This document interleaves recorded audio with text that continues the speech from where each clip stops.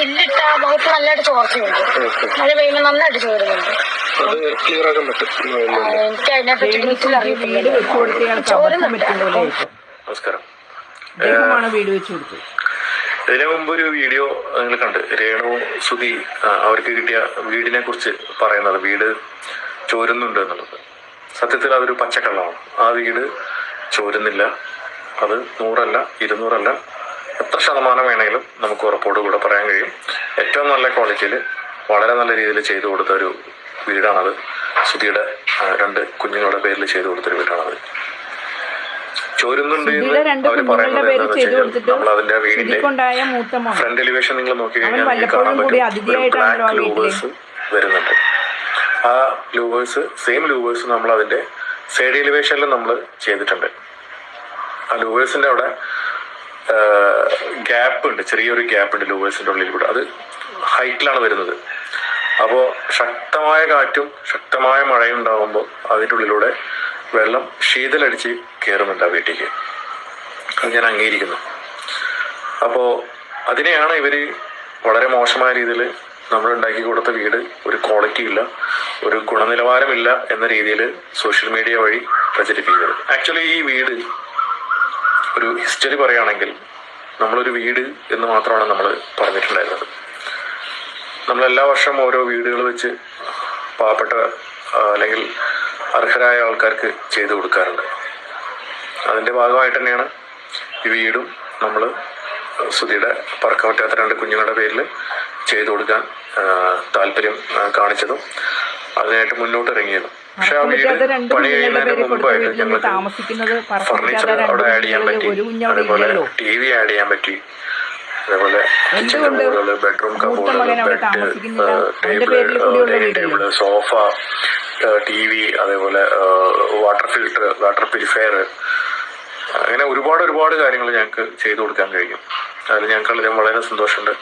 അതിന് സഹകരിച്ച ഒരുപാട് പേരുണ്ട് ഞങ്ങളുടെ കൂടെ. നമ്മളൊന്നും ഒരിക്കലും ലൈഫിൽ എന്താ പറയുക, ഇതുവരെ കണ്ടുമുട്ടാത്ത ഒരുപാട് ആൾക്കാർ നമ്മുടെ പുറകിലുണ്ടായിരുന്നു. ഇനി എൻ്റെ ഭാഗത്തുനിന്നും നല്ലൊരു എമൗണ്ട് അതിനകത്ത് ഞാൻ കോൺട്രിബ്യൂട്ട് ചെയ്തിട്ടുണ്ട്.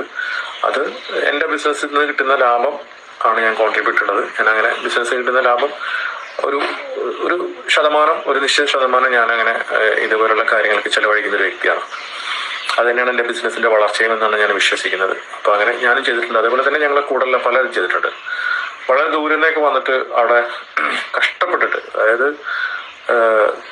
സഹായിക്കാൻ ക്യാഷ് ഒന്നും ഇല്ല അവരുടെ കയ്യിൽ, പക്ഷെ അവർ അവിടെ നിന്നിട്ട് ഫ്ലോറിംഗ് വർക്ക് ചെയ്ത കുറച്ച് പിള്ളേരുണ്ട്, അതേപോലെ ടെക്സ്ചർ ചെയ്ത കുറച്ച് ആൾക്കാരുണ്ട്.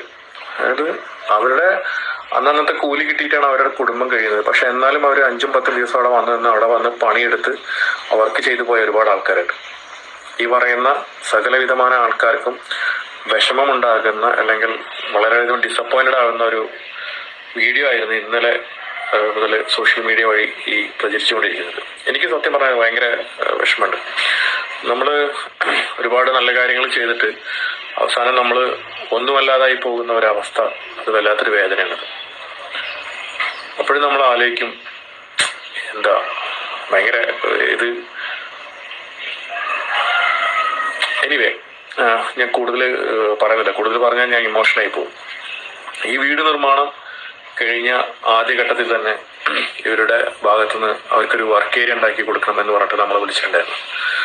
അപ്പോൾ അന്ന് പോലും ഈ വീട് നിർമ്മാണം കഴിഞ്ഞ സമയത്ത് ഇതിന്റെ ഫണ്ട് തികയാതെ ഞാൻ പറഞ്ഞില്ല, ലാസ്റ്റ് വെച്ചിട്ട് പേഴ്സണലായിട്ട് എൻ്റെ കയ്യിൽ നിന്ന് അവിടെ പൈസ ഇറക്കി നമ്മളത് വൃത്തിയിൽ ചെയ്തു കൊടുത്തിട്ടാണ് അവിടെ വരുന്നത്. അപ്പോൾ നമ്മളതിൽ ഫണ്ടില്ല എന്ന് പറഞ്ഞപ്പോൾ അവർ നമ്മുടെ അടുത്ത് പറഞ്ഞു വെച്ചാൽ, ഞങ്ങൾ ഈ ഫേസ്ബുക്ക് അല്ലെങ്കിൽ സോഷ്യൽ മീഡിയ അല്ലെങ്കിൽ യൂട്യൂബേഴ്സിനെ വിളിച്ചിട്ട് ഞങ്ങളത് പറയും, ഞങ്ങൾക്കിവിടെ വർക്ക് ഏരിയ ഇല്ല, അപ്പോൾ വർക്ക് ഏരിയ ഉണ്ടാക്കി തരാൻ വേണ്ടിയിട്ട് ഞങ്ങൾ അവരോട് പറയും.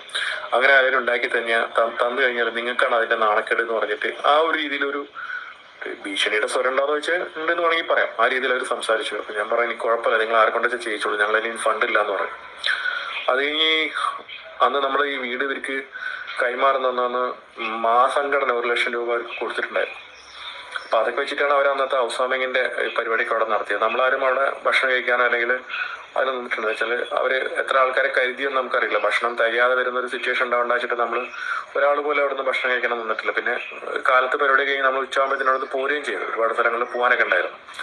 പിന്നെ അവരെ ബുദ്ധിമുട്ടിക്കാനോ അല്ലെങ്കിൽ അവരെ വിളിച്ച് ശല്യം ചെയ്യാനോ അല്ലെങ്കിൽ അവരെ നമ്മുടെ മുമ്പിൽ ഓച്ചാനിച്ച് നിർത്താനോ അല്ലെങ്കിൽ അങ്ങനെയുള്ള ഒരു ഇതിനൊന്നും ഞങ്ങൾ ഇതുവരെ അവിടെ പോവുക അവരെ ബന്ധപ്പെടുകയൊന്നും ചെയ്തിട്ടില്ല.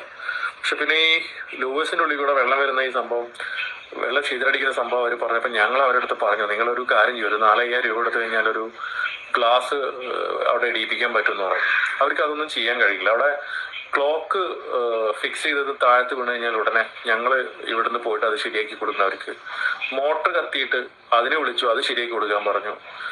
അപ്പോൾ ഇതൊക്കെയാണ് അവരുടെ ആവശ്യങ്ങൾ. അവിടെ ഒരു ഫ്യൂസ് പോയി കഴിഞ്ഞാൽ ഞങ്ങൾ പോയി ശരിയാക്കി കൊടുക്കണം, അല്ലെങ്കിൽ ഒരു ബൾബ് ഫ്യൂസ് ആയി കഴിഞ്ഞാൽ ഞങ്ങൾ ശരിയാക്കി കൊടുക്കണം.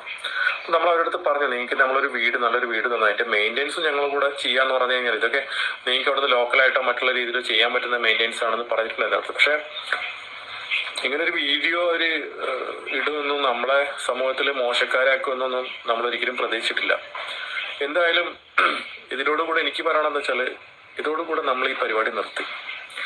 ഇനി എനിക്ക് പേഴ്സണലായിട്ട് ഒരുപാട് ആൾക്കാർ മെസ്സേജ് അയക്കുന്നുണ്ട് നമ്മുടെ ഗ്രൂപ്പ് വഴി. എന്തെങ്കിലും പല കാര്യങ്ങൾക്കും, അസുഖത്തിന് ചികിത്സിക്കാനും അതേപോലെ തന്നെ വീടുണ്ടാക്കി കൊടുക്കാനും അതേപോലെ പല രീതിയിൽ പല സഹായങ്ങൾ അഭ്യർത്ഥിച്ചിട്ട് ഒരുപാട് ആൾക്കാർ പേഴ്സണലായിട്ട് മെസ്സേജ് അയക്കുന്നുണ്ട്. ഇവരോടൊക്കെ എനിക്ക് പറയാനുള്ളത് വെച്ചാൽ, ഇത് ഞങ്ങളുടെ ലാസ്റ്റ് പ്രൊജക്റ്റാണ്. ഇതോടുകൂടെ ഞങ്ങൾ ഈ പരിപാടി അവസാനിപ്പിക്കുകയാണ്. ഞങ്ങൾക്ക് മതിയായി. എന്ന് വെച്ചാൽ അത്രക്കധികം പെയിനും എഫേർട്ടൊക്കെ എടുത്തുണ്ടാക്കിയൊരു വീടാണിത്. ഇത് നമ്മൾ ചെയ്തു കൊടുത്തത്, ഈ വീട് സുധിയുടെ 2 മക്കളും സുധിയുടെ ഭാര്യയും അതേപോലെ തന്നെ സുധിയുടെ അമ്മയും അവിടെ വന്ന് നിൽക്കുമെന്നായിരുന്നു ഞങ്ങളെല്ലാം പ്രതീക്ഷ. അത് തന്നെയായിരുന്നു അവർ നമ്മുടെ അടുത്ത് ആദ്യം പറഞ്ഞിട്ടുണ്ടായിരുന്നു. അൺഫോർച്ചുനേറ്റ്ലി അവിടെ സുധിയുടെ വീട്ടുകാർ ആരും ഇല്ല. അവിടെ ഉള്ള എല്ലാം രേണുവിൻ്റെ വീട്ടുകാരാണ് അവിടെ താമസിക്കുന്നതൊക്കെ. അതൊക്കെ അവരുടെ പേഴ്സണലായിട്ടുള്ള കാര്യങ്ങളാണ്. അതിനകത്ത് നമ്മൾ ഇടപെടേണ്ട ആവശ്യമില്ല. ഞാനിപ്പോൾ ഇന്നലെയും സുധിയുടെ മൂത്തമോനെ വിളിച്ച് ഞാൻ സംസാരിച്ചിരുന്നു, കോൺഫിഡൻഷ്യലായിട്ട് സംസാരിച്ചിരുന്നു. അവനവൻ